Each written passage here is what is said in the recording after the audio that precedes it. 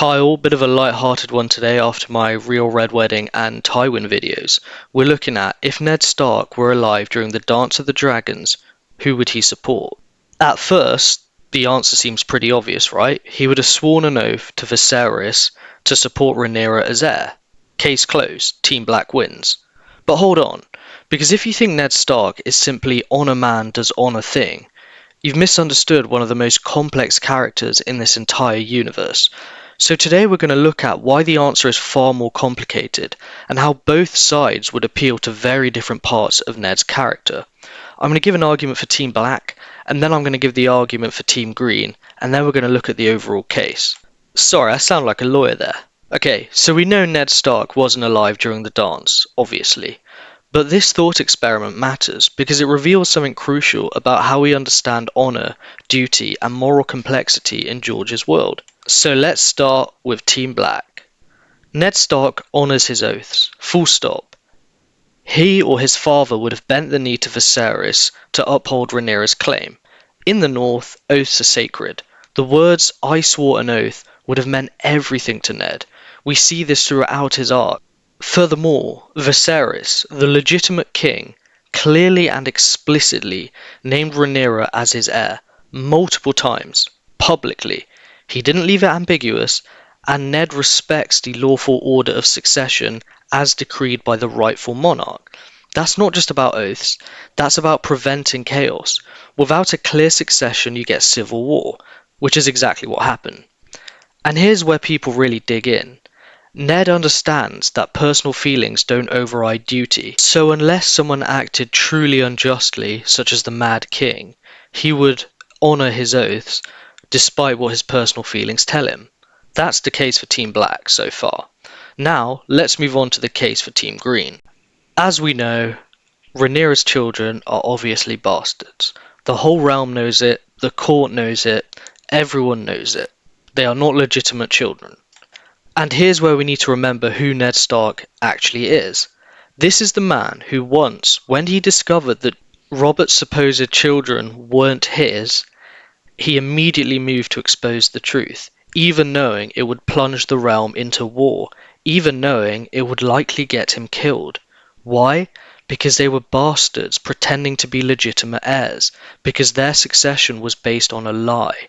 Now ask yourself, would Ned Stark support placing 3 obvious bastards in the line of succession to the Iron Throne? Would he support Jace becoming king, knowing that the boy has no Valyrian blood and is deceiving the entire realm about his parentage? Remember what Ned did with Robert's will. Robert literally said, "My son Joffrey." Ned changed it to "my rightful heir." He altered the words of a dying king, his best friend, his brother in everything but blood, because legitimacy mattered more than what the current king wanted. He was explicitly against bastardry in the line of succession. In addition, tradition and law matter to the Starks. For thousands of years, Westerosi succession has followed male preference primogeniture. Aegon is Viserys' firstborn son. By every traditional law of the realm, he's the heir. Viserys trying to override that is noble, but is also asking for exactly the civil war that happened. Ned understands that stability comes from predictable rules, not personal preferences. Also, Aegon is the lawful heir by Westerosi law, crowned and anointed by the High Septon. Once that coronation happens, opposing him isn't just supporting Rhaenyra, it's rebelling against the crowned king. That's a different calculation. And finally, Ned's not stupid. He'd see that war is going to kill thousands of innocents. Supporting Rhaenyra means endorsing carnage for what? A woman who lied about her children's parentage? It's also important to understand that Ned Stark broke his oaths multiple times when his moral compass told him to. Let's go through them. First, he hid Jon Snow's true parentage from Robert, his best friend, and the king for nearly 2 decades. Secondly, when he discovered the truth about Cersei's children, he didn't immediately tell Robert, as was his duty. He warned Cersei first. He gave her a chance to escape. That's mercy, but it's also technically treason. He's putting the safety of children above his duty to his king. Thirdly, he made plans to resign as Hand of the King and flee King's Landing with his daughters. That would break Sansa's betrothal to Joffrey, a commitment he made. He was ready to abandon his post, break his promises, and retreat to the north because staying was wrong. Ned Stark's actual code wasn't honor above all, it was do what's right, even when it costs you everything. However, here's another angle people don't talk about enough. Ned went against Cersei not simply because her children were bastards, but because they weren't Robert's children. You could argue that's the same thing, but really? Would Ned have cared if it were anyone but Robert getting deceived? Would he have risked everything, started a war, got himself king, if it was some random lord instead of his best friend since childhood? Honestly, probably not. He'd have probably just sealed up the neck, stayed in Winterfell, and let the Southerners sort out their own mess.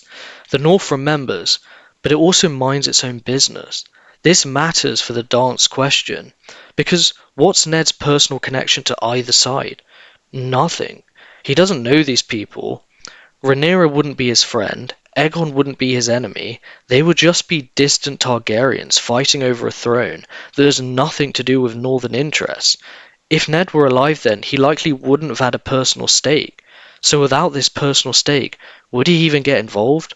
Or would he do what Northern Lords do best? Let the South sort out their own problems while he focuses on protecting his people from wildlings and the winter.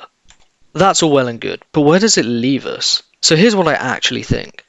Obviously Ned Stark would be torn, and he might not pick either side.